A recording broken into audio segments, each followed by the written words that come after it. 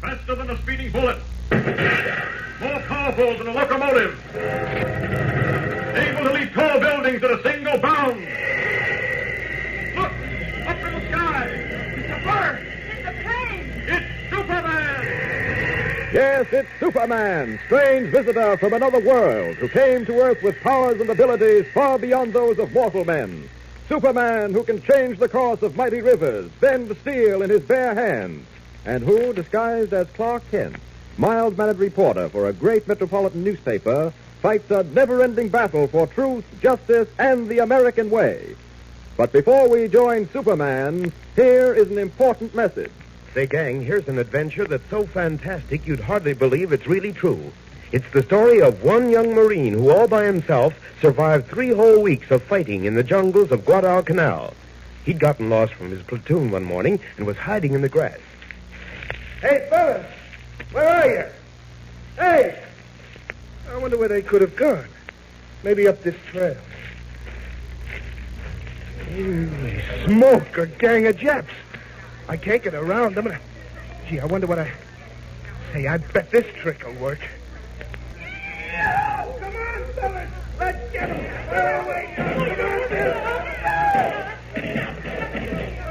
Yes, sir, that Marine stampeded a large group of Japs by pretending he was a whole platoon. And then he went on through the jungle. And at last, one rainy night... Gee, lights ahead. I must have hit a camp. I sure wish I could tell whose it is. I'll crawl a little closer. Why, say, that looks like my own gang. Hey, Sam!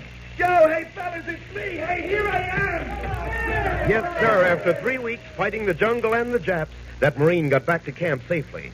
Now, I don't have to tell any of you how much endurance that Marine had to have in order to come through his ordeal as well as he did. So I'll just point out something that all of you will be mighty glad to know. None of you can expect to have plenty of zip and energy unless you eat right, which includes getting all your vitamins. And I know hundreds of fellas and girls are starting to get 2 mighty important vitamins, B1 and D, in a mighty grand-tasting way. It's by sitting down to a big bowl full of delicious Kellogg's Pep for breakfast every morning. And believe you me, anybody who's had a taste of those swell, super crisp golden flakes can tell you what downright good eating Pep is. So ask your mother to get you a package of Kellogg's Pep tomorrow. And now, the adventures of Superman. Superman, in his guise of Clark Kent, is now pitted against the master criminal of his time, a nefarious underworld character who calls himself the Vulture. The Vulture, as you remember, has in his possession the model of the almost human mechanical man invented by Dr. Cameron. In our last episode, we heard how the Vulture carried out what he called an experiment in horror. After holding a conversation with Jimmy Olsen, Daily Planet copy boy, whom he's holding prisoner, the Vulture made a phonograph recording of Jimmy's answers and sent it to Editor White and Clark Kent. The record made it appear as if the Vulture were harming Jimmy, although actually, as we know, Jimmy has been well cared for. As our last episode ended, Clark Kent suddenly realized the record gave him just the clue he was looking for, and as Superman, set out to track it down. As our story continues now, Superman, in his guise of Clark Kent, arrives at the Worldwide Recording Company. I'd like to see the manager, please. Is he expecting you, sir? No, but I must see him at once. This is a matter of great importance. 1 minute, please. I'll find out if I'm sorry, I can't wait. And further replying to yours of the 28th, I wish to state that... What the devil? What's the meaning of this? How dare you break in on me like this, I sir? apologize for intruding like this, but I've got some business with you, and it's got to be done fast. Well, I'm afraid you'll have to wait until This can't wait. It's a matter of life and death. Life and death? That's right. I'm assisting the police in tracking down a dangerous criminal, and you... How do I know you represent the police? You don't have to take my word for it. You sell machines for making records at home, don't you? Yes. Well, they haven't been very successful. Not many people have bought them. Well, that narrows my search. I want a list of the people who bought those machines. Well, that ought to be simple. We've only sold 3 or 4 of them, actually. They're very expensive, you know. I've got to know the names of the people who bought those machines at once. Now, please hurry. 1 moment. I think we can accommodate you. Thank you. Would you mind telling me why you need these names? Well, now, there's hardly time for that. I see. You rang, sir? Yes. Get from the files the name of all customers who have bought model X4793, I believe, the home recording outfit. Well, I'm afraid that's impossible, sir. What do you mean? Well, that's ridiculous. Why is it impossible? Well, have you forgotten, sir? All those files were destroyed in the fire we had here 6 weeks ago. Great Scott, of course. I'd completely forgotten that. Well, haven't you duplicate files? I've got to get the names of those customers. I've just got to. I'm afraid we can't help you, sir. All our files were completely destroyed. put me in a fine spot. But isn't there any way you can trace this criminal you speak of? Oh, I don't see how. You see, he sent us a recording with a special message on it, a recording made on one of your machines. Yeah? If you have no record of the people who have bought these machines, I don't see what I... Unless what? there's just one way I can think of. It's my only chance, in fact. But it's got to work. It's got to. As Kent prepares to follow a last desperate course of action, another scene is taking place in the hideout of the Vulture. We join him now in the sumptuous study, where he is seated across a table from Jimmy Olsen. On the table is a portable record player, and the Vulture has just finished playing a copy of the record he sent to Kent and Perry White. Listen. You mean you sent that record to Mr. Kent and Mr. White? Yes, my boy. I consider it rather ingenious of me to have thought of tricking you into playing that scene for me. But you made it sound as if you'd been torturing me. Exactly. That is how I planned it. My idea was to inflict great mental torture on your friends as revenge for their hounding me and, incidentally, to demonstrate that I am best left alone. I'd rather you kill me than do a thing like this. Oh, really? Well, it may interest you to know, young man, that your wish is about to be granted. You're trying to bluff me. You wouldn't dare. Wouldn't I? But why? Why kill me? Why don't you just let me go? So you can go back to your friends and let them know you're all right? Oh, no, that would spoil everything. Now, wait a minute, Vulture. This is different from the other crimes you've committed. You're taking a chance. It's very clever of you to stall for time like this. It will do you no good. I'm tired of this playing cat and mouse. But I warn you. Wait a minute. What are you tying me in this chair for? Because the mechanical man is going to do this job for me, it is necessary for you to remain perfectly motionless. And I doubt if you'll do that under the circumstances if you're not tied in. There. That'll do for your arms. Now, these ropes around your body. You're going to kill me. Why go to all this trouble? Why not... I have a sort of mania for doing things in an unusual fashion. There, I think that will do. You can't move, can you? I'm warning you, Vulture. You're sticking your neck way out. Your concern for my neck is very, very amusing. Now, to get that rifle down off the wall from over the fireplace. I believe it's loaded. Yes. And now to stand it on the desk so that it is pointing straight across at you, and the mechanical man will fire it for me. You're crazy, I tell you. When that rifle goes off, it'll be heard out on the street. Oh, no, it won't. This is a soundproof room, especially constructed with double windows. I'm warning you again. You see, whenever I've been in danger, my friend Superman has always managed to arrive in the nick of time. And he will this time, too. I hope. Well, if your friend Superman is going to help you, he'd better hurry. Now then, all is ready. The gun is pointed straight at you. The mechanical man is standing at the end of the table. I shall take this control panel into the next room with me. From there, I shall order him to walk across the table and pull the trigger. You rat. You'll pay for this. We shall see. Goodbye, young Olsen. Golly, if only Superman would show up. How can he know about this? I'm afraid I can't count on him this time. Better try to get out of these ropes if I can't. No, it won't work. He tied me to this chair plenty tight. I can't budge. I guess I'm a goner. Holy smoke. The eyes of the mechanical man are lit up. That means he's ready to work. He's starting to walk straight across the table toward the gun. Oh, you've got to get out of this chair. I just got to. I can only throw my body around and move the chair. No, the chair's too heavy. I can't budge it. Getting closer to that rifle. Superman. Boy, if he's going to help me, he better do it quick. He's never failed me before, but... The mechanical man has stopped. Standing right next to the trigger of that rifle. He's leaning down toward the trigger. His hand is moving toward it. He's going to pull it. Just in time, I think, Jimmy. Superman. Oh, I knew it. I knew you'd save me. Oh, A gosh. little close for comfort, Jim. Thank heaven I made it in time to catch that bullet. Here, let me get those ropes off you. How in the world did you find me? Well, your friend Clark Kent traced you here by means of that record the Vulture sent him. You went to the company that makes home recording machines. Wait a minute now. There, your arms are free. Oh, But the files had been burned out. Well, how did he manage then? Well, his only remaining chance was to get in touch with a man who repairs such machines. He did, and as luck would have it, the man had repaired this one.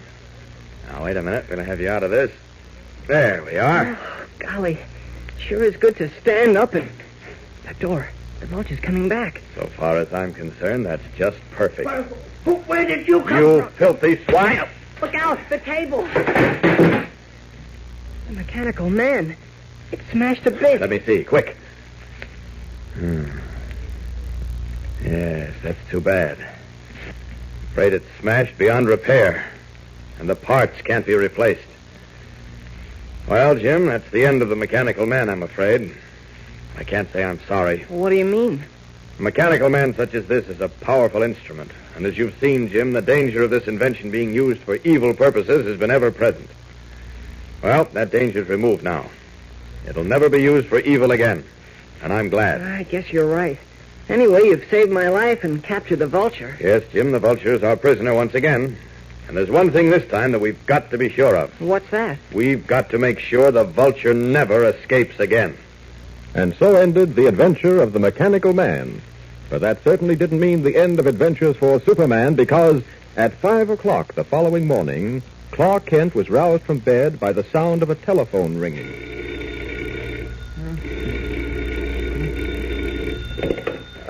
Hello? Chief, that you? What in the world are you calling me at this hour for? Well, it's just 5 o'clock in the morning. Well, yes, but... Wait a minute. Get down to the office right away. Well, what on earth for? You pack bags? With clothes for sub-zero weather? Well, now, yes, of course I'll be right down, but, Chief, what's this all about? What's up and where am I going? Hello? Hello? Hung up. Well, I better pack and get right down to the Daily Planet. I wonder what trouble we've got ourselves into now. Puzzled by Perry White's strange phone call, but sure a new adventure is beginning, Kent hurriedly packs warm clothing and rushes down to the Daily Planet office, his mind awhirl with unanswered questions. In just a moment, we'll return to the adventures of Superman. But right now, here is another important message. Say, gang, I've told you how golden and tempting Kellogg's Pep looks, and how crisp and crunchy and flavorsome Pep tastes. But the other day I got to thinking that I'd never told you why Pep is such a super breakfast cereal. So I found out from the Kellogg Company how Pep is made, and I can hardly wait to pass the story along to you. You see, in the first place, the Kellogg people choose only extra choice parts of sun-ripened wheat, so as to be sure you get every bit of that grand, flavorsome goodness. And then they carefully toast Pep till it comes out a lovely, tempting golden brown, and so wonderfully light and crisp you can hardly wait to pour on the milk and go to it. So be sure your mother gets you a package of Kellogg's Pep tomorrow. And remember... Pep, Pep, get in step. Make your cereal Kellogg's Pep. And now, back to Superman. What is the meaning of Editor White's early morning call for Kent to report for work at once? And why did Mr. White specify that Kent pack clothes for sub-zero weather? There's a new and very exciting adventure beginning for Superman tomorrow, so don't fail to tune in. And be with us every day, Monday through Friday, same time, same station, for the thrilling Adventures of Superman. Faster than a speeding bullet. More powerful than a locomotive. Able to leap tall buildings in a single bound. Look! Up in the sky! It's a bird! It's a plane. It's Superman!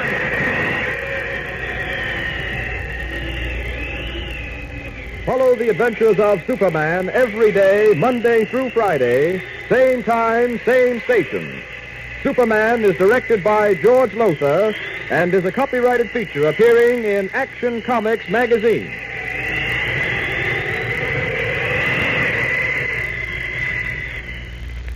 This is Mutual. Welcome back. I will begin with a word of caution that this is going to be a bit of an extended commentary section because I'm going to go ahead and, comment on those two episodes, as well as the serial, as well as answer some questions people might have about the podcast and Superman on radio. and potential future stories. Okay, so let's go ahead and talk about the Vulture and his experiment in terror. When I first listened to this, I thought this was a bit silly, the idea of faking the torture. But I think particularly when you get to what he said in part 14 about having this mania about doing unusual things, it certainly makes sense. It's like, okay, anybody who wants to can just tie somebody to a chair and beat them senseless and record them screaming. However, only someone with mad 1940s sound editing skills can go ahead and take a record and create a mix and not only get the people on the other end as angry as they would be if you'd actually tortured their friend, but you get to fool them into thinking you did that. I can totally see his appeal in doing that. And that mania for doing off-the-wall things. It does make him make more sense as a villain. If for no other reason, then it gives an answer to the, why don't you just shoot him? A question than we typically get. And the answer from the Vulture here is, because I'm a bit of a nut. And I'm okay with that.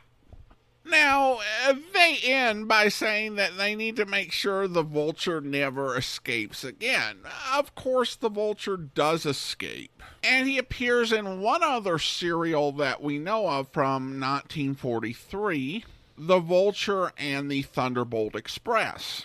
We don't have the full serial. It's a bit of a longer run. And so I don't know if the Vulture could be as interesting or as entertaining as he is in this serial, where essentially he's got 8 episodes. He kind of goes back and forth on what his goals are, and just is probably one of the more entertaining Superman villains we get over the radio. So this may be the best serial to remember him by, even if the Vulture and the Thunderbolt Express somehow became available. He also did appear in the 1945 Kryptonite saga, along with other Superman villains from this era, such as the Laugher. As for the Tin Man, or the Mechanical Man as he kept being referred to, which is confusing because there was another serial called The Mechanical Man from 1941-42. But I think that becomes more of a MacGuffin and a novelty than something that plays a big role in the story. I wasn't particularly happy with the way they, built this whole thing up and essentially disposed of it by having it get broken and not be able to get more parts. Superman's happiness at its demise, I think, is somewhat interesting because destroying it obviously had never been his object, but he saw it nearly kill his friend, which I think gave him a bit of hesitancy, which I think says something about Superman even in the midst of World War II, where the country was looking for any military advantage it could get. Now, even if made it full size, and I think that when it comes to dealing with something like Superman in World War II, you're dealing with both the fantastic and the practical. I think at full size, it would have been a dubious investment for the War Department. The voice control was a great feature, but the country was putting all of its manufacturing capabilities behind the war. And they were making tanks and guns and planes and military vehicles. Country was at capacity. You had people working double shifts. I mean, I think the only way you could have made something like the Mechanical Man is to divert from some of the more conventional weapons that the U.S. was making at the time.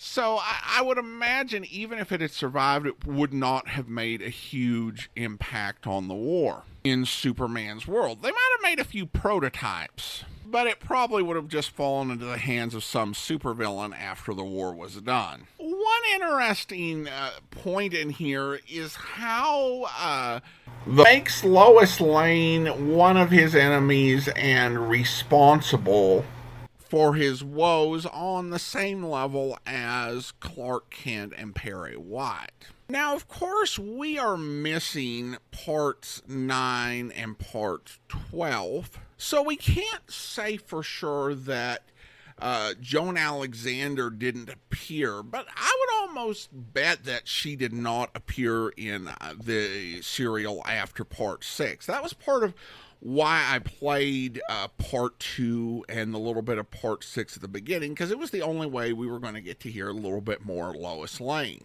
And with Lois's phone call to Perry, we got to hear how they managed to have Lois at least tangentially involved in the plot, even if she doesn't appear in a given episode. Now, of course, there is reference in the recap of part 13 to Clark having gotten a call that he thought was from Lois. However, when the Vulture called Clark before part 7, we didn't hear that necessarily, so it doesn't mean Joan Alexander had to appear. There were a few Superman serials where you would have Superman and you'd have the entire Daily Planet family in there with Lois, Perry, and Jimmy. That's not typical, because in short episodes, it can be a challenge to have something for everyone to do.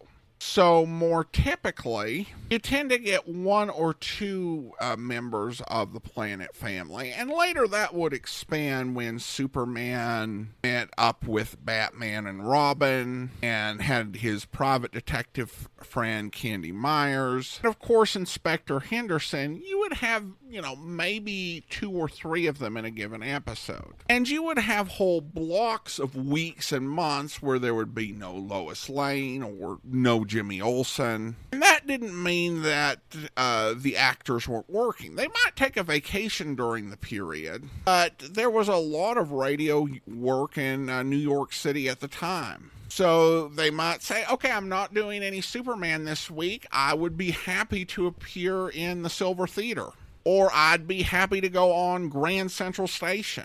Or I can go over and do a guest stop on Mr. Keen, Tracer of Lost Persons. It's kind of rare to have a case where someone is only in one episode in a given week, or a given block of a story, because I think the writers do tend to realize, okay, let's go ahead, we're going to be working with mainly these 2 or 3 members of Superman's supporting cast. But I also think it can be a good idea to at least have the Vulture some way already having a knowledge of and a hate for Lois Lane if you're planning on bringing him back, so that he can interact with her and not be like, who are you? Or people be like, wait, how does he even know who she is? So I think that's probably more what happened in this case. Now, I guess as we're getting to the end of this, and this will end up at the top of the feed, I did want to answer questions for anyone who came across the Superman podcast as to how this typically works. Like, do I usually go on for 7-8 minutes after an episode? Are there usually this many missing episodes in a given serial? What's the typical format? I'll go ahead and answer those briefly. The answer is no, I don't usually go on this long. I'm going on this long just because we're at the end of the serial, and also kind of when you get to the end of a serial, it's an opportunity to look at some of the bigger themes and issues, as opposed to if you're commenting on one of the earlier episodes in the story. We typically don't deal with near as many missing episodes. Most of the serials were quite complete. The original run of Superman episodes from 1940 to the spring of 1942, every single episode is available and included on the feed. It's just during the war years when there tends to be quite a few and a lot of gaps. This is the only story we have for 1943 that we can even do. Nothing at all for 1944, and as I'm going to talk about in a second, a lot of gaps in stories from 1942 and 45. And then from the fall of 1945, for about 3 years, there are very few missing episodes at all. There's a couple missing episodes in one serial, and I think the first 3 episodes of Pennies for Plunder. And then there's, I think, 1 or 2 other serials that have a missing episode or 2. But other than that, that period of 1945 to 1948, starting in the fall, is remarkably complete. And most of the episodes that we're going to have on this feed, when it's all said and done, there should be 1,039 episodes available to listen to. And we have 1,035 of those starring Bud Collyer as Superman, with 1,019 of those being serial episodes. There are some complete half-hour episodes that star Bud Collyer as Superman. There is 1 half-hour episode starring Michael Fitzmaurice, succeeded Collyer as Superman in 1950. And then we have about 3 different episodes that are kind of exceptions. There's one which was a Command Performance parody of Superman starring Bob Hope as Superman, a Superman promotional record, including an interview with Jerry Siegel, and then Blaine Dowler, who filled in for me as a guest host back in 2014, did 1 episode with some commentary on Superman and his impact. So that's your sort of table of contents of the podcast. Now, as of right now, this is the last episode I'll be recording, but if there are any lost serials that become available to do, or lost episodes of the half-hour program, I will be all in for that. Now, looking at what we have in existence, there are a number of serials from 1942 that are missing the last episode, and have several episodes leading up to the last episode, but are missing just that final chapter. There's The Tiny Men, The Black Narcissus, and the one that I would most love to bring you, The Lost Continent of Atlantis. That one's all a 9-parter. It's also missing part 6, but if we got 8 of 9 parts of The Lost Continent of Atlantis, including the final episode, I would absolutely be back for that. From 1945, there's The Mystery of Sleeping Beauty. Now, this was a serial that they later did again in 1948. But I kind of think it would be fun to do the original version. It's missing the first 9 parts, but kind of like this one, at least if it was true, if the 1948 serial was true to the original, there's a lot of stuff in the first half you don't need to understand the second half of the story. So if the last episode of that came out, I would definitely do that. There's also a serial called The Midnight Intruder from 1942. It does have the last episode, but doesn't have the beginning episodes, and goes from part 10 to part 14, which, and it comes from, the same era of the program as this one, and it would be like going from them finding the bank vault open in part 10 to the final part, and that just wouldn't work. I think I'd need at least 1 or 2 of the 3 lost episodes in the middle to come forward, so you'd have at least a narrative that you could base a return around.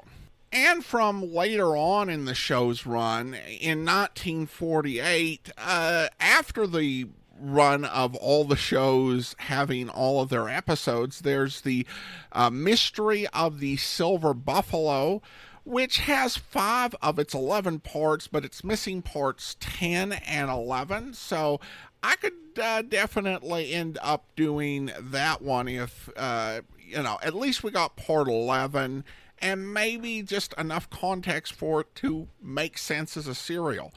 And of course, there are other serials with no episodes in existence, which somebody might find the entire thing, and we could do that.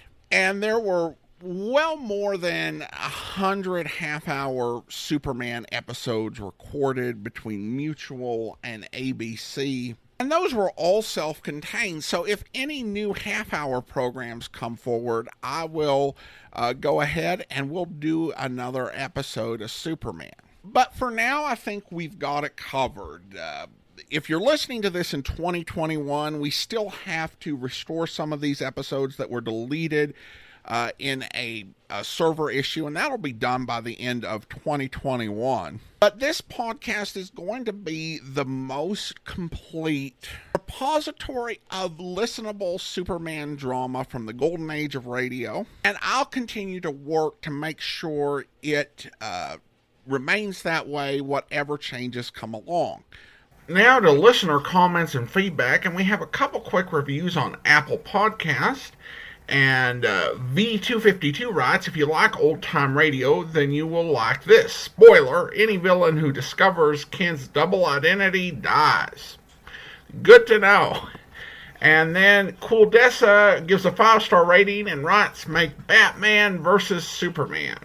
Well, Quildessa, I don't think they necessarily went there, although there are some cases where it looks like Batman and Superman might have confrontations, so you'll want to listen to those episodes. But there are actually quite a few Batman and Superman team-ups once you get into the post-World War II episodes.